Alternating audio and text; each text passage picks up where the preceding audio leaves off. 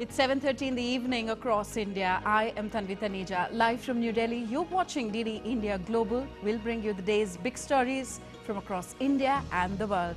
My colleague Benji Haya is joining me from Washington, D.C. Benji, good to see you. Yes, good morning, Tanvi. 10 a.m. here in Washington and a weekend of further drama in the race for the White House. We'll have the latest developments from the presidential campaign, plus updates from the Middle East from our correspondent in Tel Aviv. All of that coming up. First, back to you for the headlines. Russian President Vladimir Putin says Ukraine is trying to improve its negotiating position with the Kursk offensive. City governor accuses Ukrainian forces of using chemical weapons. US deploys a guided missile submarine to the Middle East as the region braces for possible attacks by Iran and its allies. Hamas urges mediators to implement Joe Biden's Gaza truce plan. Elon Musk to interview Donald Trump on social media platform X at a time when the Republican presidential candidate's campaign seems to be sagging. And India's retail inflation eases to 3.54% in July, the lowest in 5 years.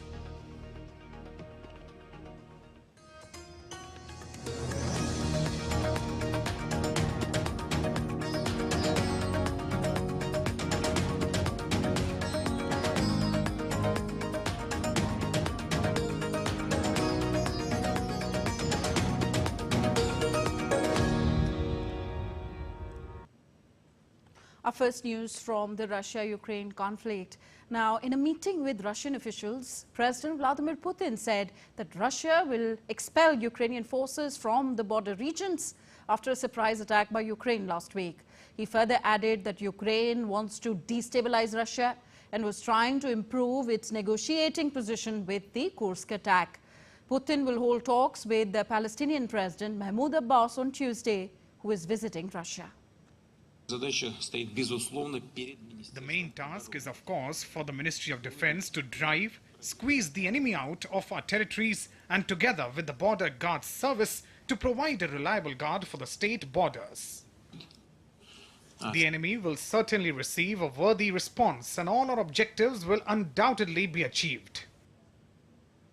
The acting governor of Russia's Kursk region has accused the Ukrainian forces of using shells containing chemical weapons during their incursion in the region.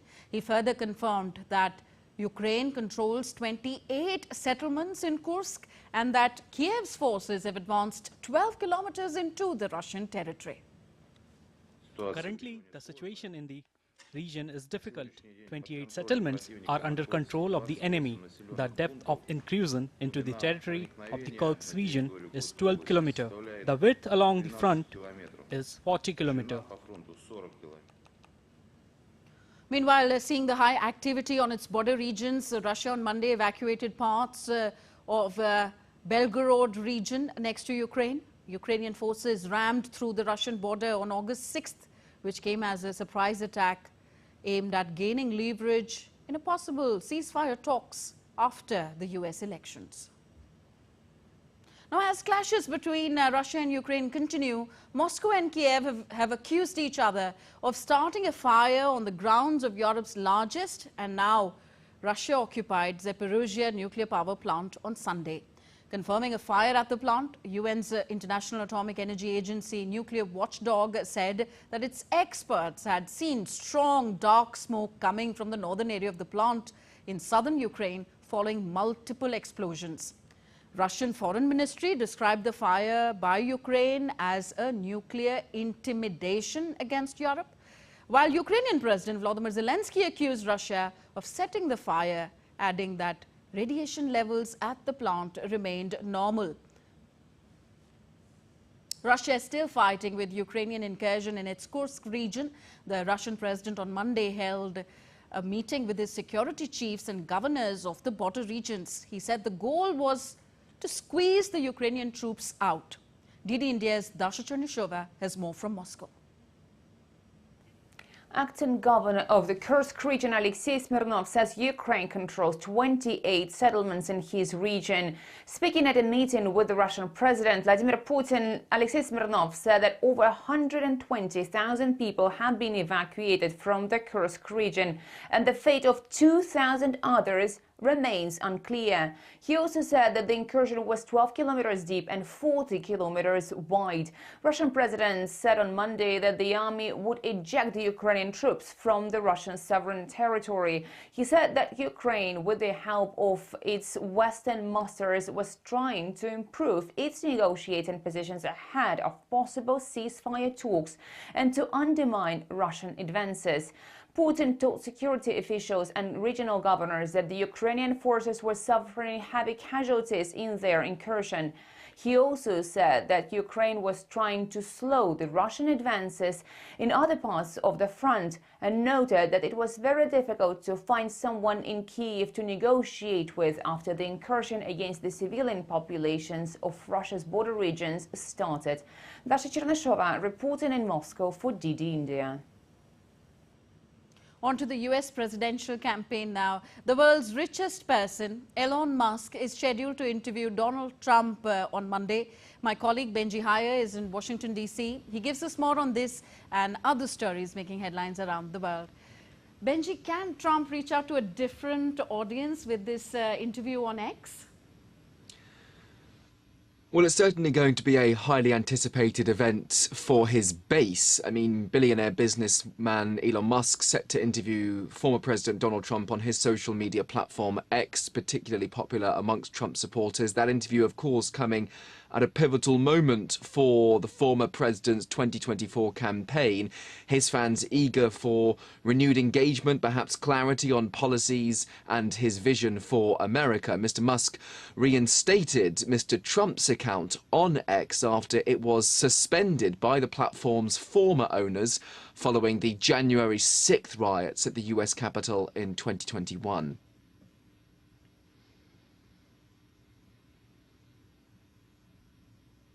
Many of the headlines this weekend revolving around comments made by his running mate, Republican vice presidential candidate J.D. Vance, who's been on American television firing back at those who have attacked his wife of Indian origin.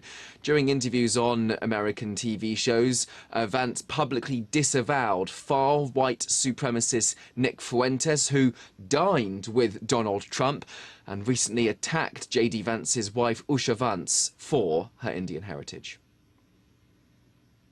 White supremacists have launched verbal assaults on the attack on Vance and his family after he joined Trump's re-election campaign last month. He said the best thing to do about them is to ignore them. My attitude to these people attacking my wife is she's beautiful, she's smart. What kind of man marries Usha? A very smart man and a very lucky man, importantly. And my view is, look, if these guys want to attack me or attack my views, my policy views, my personality, come after me, but don't attack my wife. She's out of your league. J.D. Vance also defended Donald Trump's campaign's policies on immigration during that interview and put forward proposals were he and Trump to be elected. President Trump is absolutely right. You cannot have a border unless you're willing to deport some people. I think it's interesting that people focus on, well, how do you deport 18 million people? Let's start with 1 million. That's where Kamala Harris has failed, and then we can go from there. Remember, Donald Trump persuaded lawmakers to not vote through a bill that would have strengthened border security. That proposed by the Biden administration, who today unveiled a new initiative, Time is Money, incorporating new rules and efforts targeting consumer annoyances ranging from hard-to-cancel subscription, insurance forms, or simply not being able to get a customer service agent on the phone. All familiar problems. This according to the president's domestic policy advisor, Neera Tanden, who says that Time is Money is aimed at cracking down on those endless hold times that cost consumers. On to the latest from the Middle East now. Qatar, Egypt and the US are trying yet again to get Israel and Hamas to agree on a ceasefire deal. Hamas wants the US president's ceasefire plan for Gaza to be put into action rather than having more talks first. But the terror group is unsure whether it will actually attend a meeting on Thursday in either Cairo or Doha because of the recent killing of its political leader Ismail Haniyeh. Meanwhile, Israel's agreed to send representatives to the meeting. It's expanded evacuation orders in Khan Yunis in the southern part of the Gaza Strip. And over the weekend, nearly 100 people were killed by an Israeli airstrike on a school. Amid those increased tensions in the region, the United States has ordered guided missile submarines to West Asia and an aircraft carrier strike group to sail more quickly to the Middle East to counter potential threats from Iran and its allies, but a possible retaliation from Tehran in response to those assassinations on the leaders of Hamas and Hezbollah. Defense Secretary Lloyd Austin issuing the order after a phone conversation with Israel's Defense Minister Yoav Gallant after tensions escalated following the deaths of those top officials. The USS Georgia submarine was already in the Mediterranean Sea last month, as announced by a US military post on social media.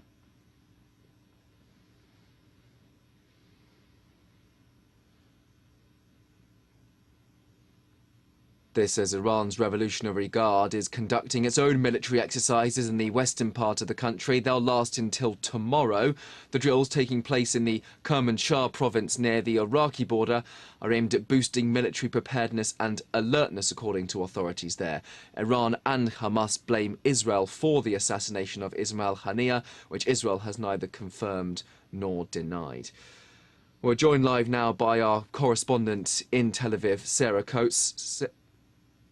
Well, we're hoping to join Sarah Coates, I should say, shortly in Tel Aviv, who will bring us up to date with all the latest developments. As I say, we have talked at length about the latest developments in terms of a possible ceasefire deal between Israel and Hamas, as well as possible retaliatory strikes by Iran that reports suggest are due to come in the next few days. The US says that it will defend Israel if attacked. We saw, of course, a few weeks ago, that series of strikes from Iran towards Israel, which were largely successfully defended by Israel's air defences systems, as well as cooperation from allies in the region. We'll hope to bring you Sarah shortly, who can give us the latest on what authorities are saying on the ground in Israel, but clearly a pivotal number of days ahead in order to try to make some ground on that ceasefire deal, which has not been a truce has not been signed now since the end of last year, and there are still dozens of hostages held in the Palestinian territory taken from Israel on October 7th. But Israel keen to continue with their military exercises in Gaza in order to try to defeat Hamas. We, of course, saw the killing of Hamas's political leader, the new leader of Hamas, one of the masterminds behind that October 7th attack, which has sparked this war in Gaza, which has seen the deaths of tens of thousands of Palestinians and also created wider tensions. We've seen an exchange of fire across the Israel-Lebanon border, and of course those threats from Iran more recently, which have caught the eyes of Iranian government. We'll hope to bring you Sarah, as I say, shortly to give us the latest developments on what is happening in Israel as authorities prepare there for the Iranian strike. Hopefully to get more on that from Sarah on the ground. But we'll just bring you one final story here on European shares, which began with a hike after certain turbulence last week that caused a massive sell-off to the global markets and currencies. You might recall us talking about that here on DD India following difficult jobs numbers in the US, but the situation improving with better than expected weekly jobs data, and markets seem to have recovered across the Atlantic too. Much more coming up here on DD India. That's it from me here in Washington. First, though, back to you in the studio. Ji Haya joining us all from Washington, D.C. You're watching DD India Global, still to come on the show. More injured Rohingyas arrive in Bangladesh as the war between Myanmar's military and the Arakan army intensifies.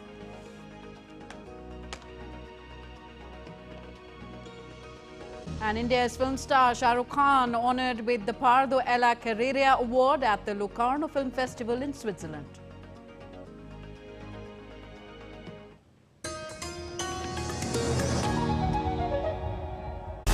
We have with us a very special guest, Olympic bronze medalist Swapnil Kusale. When we talk about you and your journey from TTE to an Olympic bronze medalist, journey is quite long and lots of challenges I faced, but it's a good journey for me till now, so I'm happy. You got a call from Prime Minister Narendra Modi. He call and say Namaskar Bhau, kaise aap, like in Marathi language, so it was good to hear that.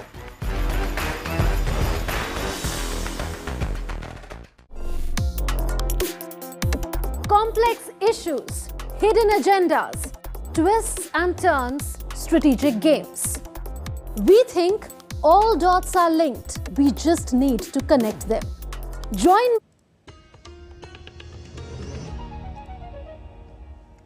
Welcome back. You're watching DD India Global. I am Tanvi Taneja. News from India now. The country's Education Minister Dharmendra Pradhan released the 9th edition of the National Institutional Ranking Framework, or NIRF, India Rankings for higher educational institutions. This year, 3 new categories have been added. These are Open Universities, Scale Universities and State Universities. In the overall higher educational institutions, IIT Madras has topped the rankings, followed by Indian Institute of Science, Bengaluru, bagging the 2nd place, and IIT Bombay at the 3rd position. In the category of universities, Indian Institute of Science, Bengaluru topped this list, followed by the Jawaharlal Nehru University, JNU, in the 2nd place, and Jamia Millia Islamia University, Delhi, getting the 3rd position. Out of this 58,000 higher education institutions, 6,517 institutions participated in the ranking competition, and they are all unique institutions. 10,845 applications were there in the different categories. Next, some positive news from India's economic front. India's retail inflation eased to 3.54% year-on-year in July. As per data released by the government on Monday, this marks the first time since August 2019 that inflation has fallen below the Reserve Bank of India's medium-term target of 4%, a period of nearly 5 years. In June, the inflation rate had risen to 5.08% annually, the first increase in 5 months, driven by a surge in food prices. India's industrial production grew 4.2% in June this year, mainly due to a good show by the mining and power sectors. As per government data released on Monday, the factory output measured in terms of index of industrial production witnessed a growth of 4% in June 2023. And next news from Japan. Heavy rains there by Tropical Storm Maria have triggered top-level emergency warnings in some regions of the northern part of the region. Officials say it's just the 3rd such storm to hit that part of the country's Pacific coast since records began. DD India's East Asia correspondent William Denslow reports.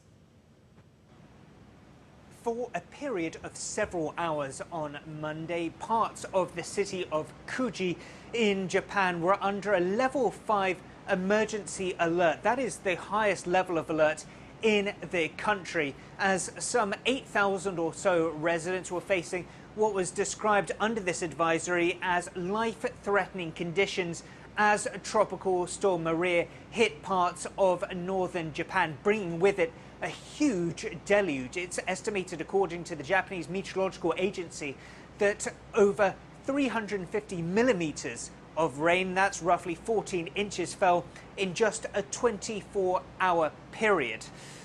There are concerns, according to officials, that such levels of rain could bring with it the possibility of landslides as well as rivers breaking their banks. This came during an incredibly busy travel weekend in Japan. This is what is seen by many as the second largest holiday weekend of the year, behind New Year, as people travel to their family homes across the country to pay their respects to relatives that have passed away. However, officials are warning people to remain vigilant, keep watching for travel advisories because of Tropical Storm Maria. Now, while people are watching what's happening when it comes to meteorological updates, there are seismic updates that people have been asked to be on alert for as well. This after, earlier this month, a 7.1 magnitude earthquake hit off Japan, and many officials are warning of the possibility of a so-called mega quake that could be on the horizon. William Denslow in Hong Kong reporting for DD India. Now, next to Myanmar, Rohingya refugees are pouring into Bangladesh with injuries from the intensifying conflict in Myanmar's Rakhine state, where the military is clashing with the ethnic militia, the Arakan army, according to the international medical group Doctors Without Borders. The group treated 39 people in Bangladesh for conflict injuries, including mortar and gunshot wounds. Most of them were women and children, making up over 40% of the immigrants. And talking of Bangladesh, after a week of work abstentions, police officials in Bangladesh have returned to work on Monday. Attacks were held on many police stations across Bangladesh after former Prime Minister Sheikh Hasina fled the country. Citing safety concerns, police forces were on a strike, due to which students had to manage traffic on the roads. After meeting the home advisor of the new interim government, the decision was taken to change the uniform and the logo of the police forces. It was decided that any attack on police officers would no longer be tolerated, and complaints against any police official must be reported to higher authorities. More from Asia. The Philippines has urged China on Monday to heed calls to de-escalate tensions in the South China Sea after what it described as very dangerous actions by its Air Force in its airspace over the South China Sea shoal. The incident happened after the two nations agreed to better manage maritime disputes. Manila's military said that the two Chinese aircraft executed a dangerous maneuver and dropped flares in the path of Manila's Air Force aircraft conducting a routine patrol over the contested Scarborough Shoal on Thursday. The Philippines National Security Council also called on China to cease all forms of provocative and hazardous acts. And today, August the 12th, is World Elephant Day. Established in 2012, the day is an annual international event dedicated to the preservation and protection of elephants' population globally. Posting photographs of the majestic animal, India's Prime Minister Narendra Modi extended greetings on the World Elephant Day and wrote on social media platform X, I quote him here, World Elephant Day is an occasion to appreciate the wide range of community efforts to protect elephants. At the same time, we reaffirm our commitment to doing everything possible to ensure that elephants get a conducive habitat where they can thrive. For us in India, the elephant is linked to our culture and history as well. And it's gladdening that over the last few years, elephants' numbers have been on the rise. Unquote. And next we take a look at other stories making news around the world. Australia's Evan Jaspin and Katie Potter have won the first GKA Kite Park League World Championships in Oregon, USA.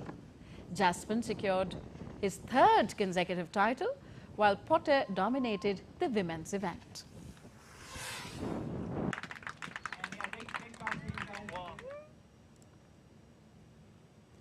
A fast-moving wildfire fueled by gale-force winds spread to the edge of Athens on Monday, torching trees, houses and cars, and forcing evacuations of several hospitals and a dozen towns and villages.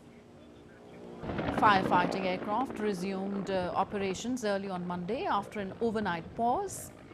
Police evacuated some 250 people.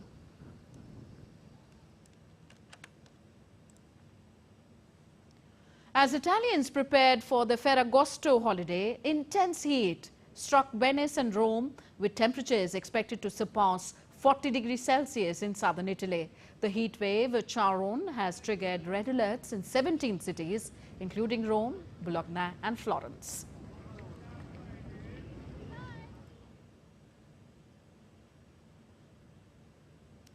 The Coupon Pay pilot scheme in Copenhagen, which rewards tourists for eco-friendly activities like using public transport, collecting litter and other activities, ended on Sunday. The program began on July 15th and it involved 24 attractions and businesses.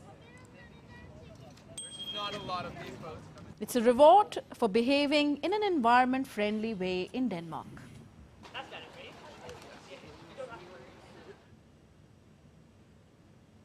And Indian film actor Shah Rukh Khan has been honoured with the Pardo alla Carrera Award at the Locarno Film Festival in Switzerland.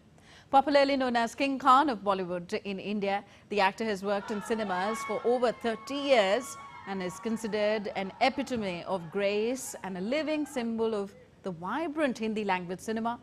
The festival honours personalities whose artistic contributions have redefined cinema and the collective imagination.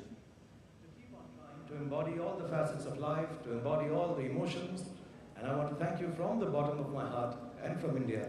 Namaskar and Dhanyavad. And God bless you all. Thank you so much.